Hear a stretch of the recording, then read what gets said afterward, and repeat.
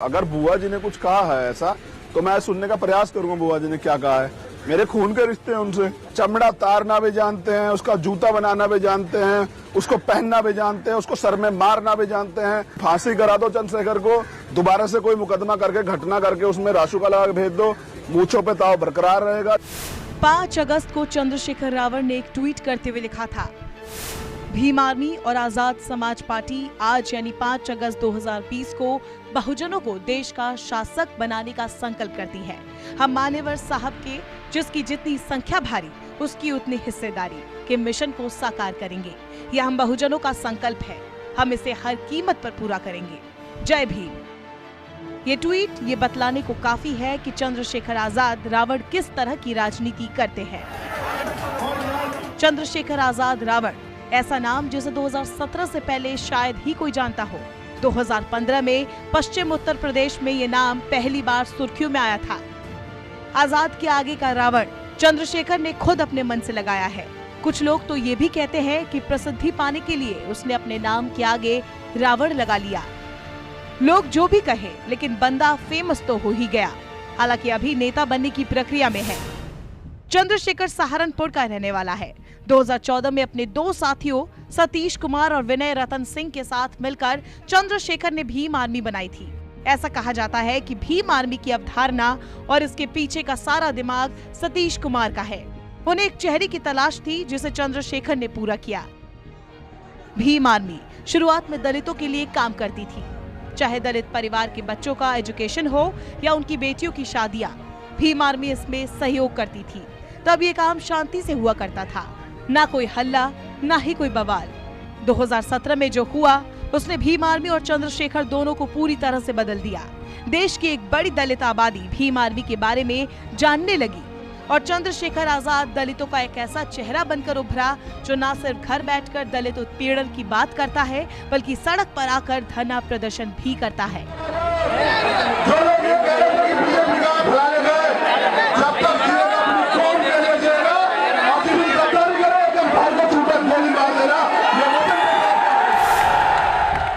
चंद्रशेखर का जन्म सहारनपुर में चटमलपुर के पास ढक्कुली गांव में हुआ था। चंद्रशेखर की जिंदगी में धड़कुली गांव का खासा महत्व है। 2015 में इसी गांव के बाहर चंद्रशेखर ने एक बोर्ड लगाया था जिसमें धड़काली वेलकम टू यू ग्रेट चमार्स लिखा था। रावण के इस कदम से गांव में दलितों और ठाकुर के बीच तनाव पैदा हो गया था। चंद्रशेखर की सुर्खियां बटोरने और एक दलित युवा नेता बनने की कहानी यही से शुरू होती है। चंद्रशेखर की पूरी कहानी जानने से पहले उस घटना को जानना जरूरी है जहां से चंद्रशेखर की शुरुआत हुई। 5 मई 2017 को सहारनपुर से 25 किलोमीटर दूर शब्बीरपुर गांव में राजपूतों और दलितों के बीच संघर्ष हुआ। इसमें 25 दलितों के घर जला दिए गए और एक शख्स की मौत भी हुई। हिंसा के विरोध में दलितों ने प्रदर्शन किया। पुलिस ने 37 लोगों को जेल में डाल दिया। 300 लोगों के खिलाफ मुकदमा दर्ज किया गया। चंद्रशेखर ने अपनी ताकत दिखाते हुए दिल्ली के जंतर मंतर पर पुलिसिया कार्रवाई के खिलाफ प्रदर्शन किया था।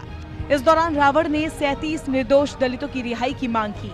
साथ ही कहा कि अगर इन्हें रिहा किया जाता है तो मैं आत्मसमर्पण कर दूंगा। तो 4 बंदी से पूछा आपका भाई क्योंकि यहाँ तुम्हारे बीच में आना था, थोड़ा कायर नहीं हुआ। देहरादून से लॉ की पढ़ाई करने वाले चंद्रशेखर खुद को रावण कहलाना पसंद करते हैं।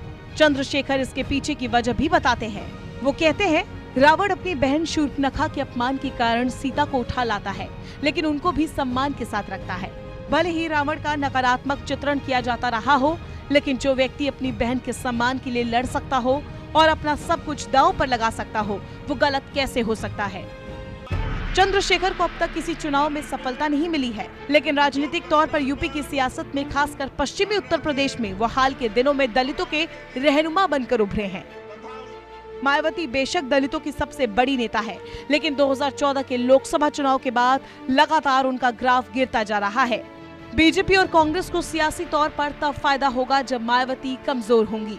फिलहाल चंद्रशेखर के मुकाबले मायावती के सामने ऐसा कोई भी दलित नेता नहीं है जिसकी इतनी फैन फॉलोइंग हो। 2019 के लोकसभा चुनाव से ठीक 1 महीने पहले योगी सरकार द्वारा रावण को रिहा करना उनकी ताकत को दिखाता है। रावण रासुका लगने के कारण जेल में बंद थे। कांग्रेस की प्रियंका गांधी को भी मेरठ के उस सरकारी अस्पताल तक जाना पड़ा जहां चंद्रशेखर भर्ती थे। इशारा साफ है कि मायावती को छोड़कर सभी सियासी दलों को रावण का साथ चाहिए। कुछ राजनीतिक पार्टियां खुलकर ऐसा कर रही है तो कुछ सामने नहीं आना चाहती।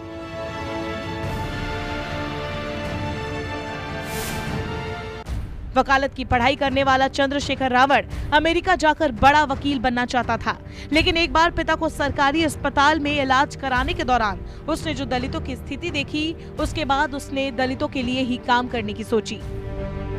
देश भर में दलितों की कुल आबादी 25,09,61,940 है। 2011 की जनगणना के मुताबिक देश की कुल आबादी में 24.4% हिस्सेदारी दलितों की है। ये आंकड़े चंद्रशेखर के दिमाग में जरूर होंगे और इन आंकड़ों का अंकगणित भारत की सभी सियासी पार्टियों को भी मालूम है। यूपी की सियासत में सभी दलों को ये मालूम है कि मायावती को जितना नुकसान होगा उन्हें उतना ही फायदा, और मायावती तभी कमजोर होंगी जब चंद्रशेखर मजबूत होगा।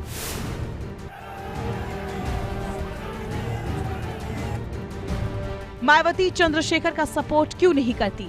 क्यों वो हमेशा चंद्रशेखर के खिलाफ ही बोलती है? खुद सुनिए चंद्रशेखर का जवाब। लेकिन एससी एसटी समाज की बड़ी नेता मायावती भी हैं। आपके लिए खुलकर कभी उन्होंने क्यों नहीं बोला चंद्रशेखर आजाद रावण को जेल से रिहा करो? उन्होंने क्यों कहा कि आरएसएस इसको बढ़ा रहा है?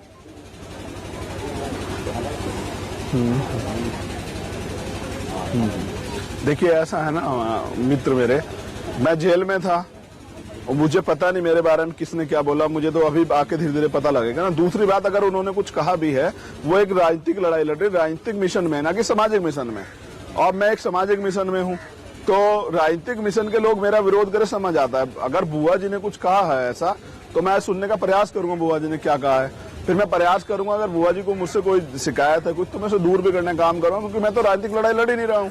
मेरे खून के रिश्ते हैं उनसे, भाई वो जिस समाज से मैं भी उसी समाज से हूँ, मेरी बुआ है वो, मैं भतीजा उनका प्यार मेरे प्रति बहुत ज्यादा है। मुझसे मैं कुछ कह दिया और किसी कहे से कुछ कह दिया, क्योंकि उनके आसपास अच्छा माहौल है ना, बहुत जिम्मेदार लोगों का माहौल है। क्या पता उन्होंने कह दिया हो कि चलो अपने भतीजे को कुछ कह दो। एक दलित नेता के साथ साथ चंद्रशेखर की छवि एक ऐसे नेता की भी है जो अपने विवादित बयान देकर सुर्खियों में रहना चाहता है। राजस्थान चुनाव के दौरान सीएम योगी ने भगवान हनुमान को दलित बताया था। चंद्रशेखर ने इस मामले में कहा, अगर बजरंगबली दलित है तो देश के सभी हनुमान मंदिरों पर दलितों को कब्जा करना चाहिए। ऐसे ही चंद्रशेखर ने एक और विवादित बयान देते हुए कहा था, जिस दिन देश के संविधान पर आंच आई उस दिन भीमा कोरेगांव दोहरा देंगे। 1 जनवरी 2018 को महाराष्ट्र के पुणे जिले में भीमा कोरेगांव युद्ध की 220 बरसी के दौरान हिंसा हुई थी। चंद्रशेखर को ये बात समझ आ चुकी है कि सिर्फ दलितों को लेकर राजनीति नहीं की जा सकती, तभी तो उन्होंने एनआरसी और सीए के विरोध में खुलकर रैली की और गिरफ्तार भी हुए। 20 दिसंबर को एनआरसी सीए के खिलाफ जामा मस्जिद से जंतर मंतर तक विरोध रैली निकालने की परमिशन देने से दिल्ली पुलिस ने इनकार कर दिया। बावजूद इसके चंद्रशेखर जामा मस्जिद पहुंचे, पुलिस को चकमा देते हुए वो किसी तरह बच निकले। इसके अगले दिन जामा मस्जिद से गिरफ्तार करके उन्हें 14 दिन की न्यायिक हिरासत में भेज दिया गया। इस पूरे आंदोलन में चंद्रशेखर ने दिखाया कि वो सिर्फ दलितों के लिए ही नहीं बल्कि देश के मुस्लिम समुदाय के लिए भी लड़ने को तैयार है। इस पूरे आंदोलन में चंद्रशेखर की भूमिका को पाकिस्तान के अखबार द डॉन ने प्रमुखता से छापा था और चंद्रशेखर रावण को दलित यूथ आइकॉन बताया था। अक्सर चंद्रशेखर की मूंछों को लेकर सवाल किया जाता है। उन्होंने सोशल मीडिया पर एक कैंपेन भी चलाया था कि सभी दलित युवा मूंछों पर ताव रखते हुए फोटो अपलोड करें। अपनी मूंछ पर ताव को लेकर क्या कहते हैं रावण, सुनिए। आपकी लोकप्रियता है, युवा जो है वो आपको बहुत फॉलो करते हैं, और आपकी ये जो मूंछों पर जब ताव दे के चश्मा पहन के जो फोटो खिंचवाते हैं वो बड़ी लोकप्रिय हो रही है। अच्छा, ये हाँ, ये तो भैया हमारे खानदानी है, तो अभी में ऊंचे लोगों ने वो करवा दी। हमारी तो दलितों पे तो पुरानी है पगड़ी, और ये अभी तो लागू कर रहे हैं ना पुराना कल्चर। ये कहते हैं ना कि पुराने कल्चर में, जब पुराना कल्चर लागू कर रहे हैं, चमार, वाल्मीकि, कुर्मी, कोरी, धोबी, जो जो इनके काम है, कहते हैं अपने अपने काम करो। मैं कह रहा हूँ चमड़ा तारना भी जानते हैं, उसका जूता बनाना भी जानते हैं, उसको पहनना भी जानते हैं, उसको सर में मारना भी जानते हैं, सब कुछ जानते हैं। अभी हम उसको देख रहे हैं ना कौन सा काम सही रहेगा। कोई घबराने की बात नहीं, मूंछे पे ताव बरकरार रहेगा। मैं आपके माध्यम से कहना चाहता हूं, फांसी करा दो चंद्रशेखर को, दोबारा से कोई मुकदमा करके घटना करके उसमें रासुका लगा के भेज दो, मूंछों पे ताव बरकरार रहेगा, झुकने का मतलब नहीं बनता है। बहुजन मूवमेंट के साथ खड़ा हुआ हूँ, ईमानदारी से खड़ा हुआ हूँ, ईमानदार लोगों से उम्मीद करता हूँ कि वो साथ दे और लड़ता रहूंगा आखिरी सांस तक। देश की राजनीतिक व्यवस्था में दलितों को समुचित प्रतिनिधित्व दिलाने के लिए रिजर्वेशन का प्रावधान किया गया है। इनके लिए लोकसभा और राज्य की विधानसभाओं में सीटें रिजर्व है। 543 सदस्यीय लोकसभा में 84 सीटें एससी समुदाय के लिए आरक्षित है, जबकि 47 सीटें एसटी के लिए। सभी राज्यों की विधानसभा की बात की जाए तो 607 विधानसभा सीटें एससी के लिए रिजर्व है और 554 सीटें एसटी के लिए।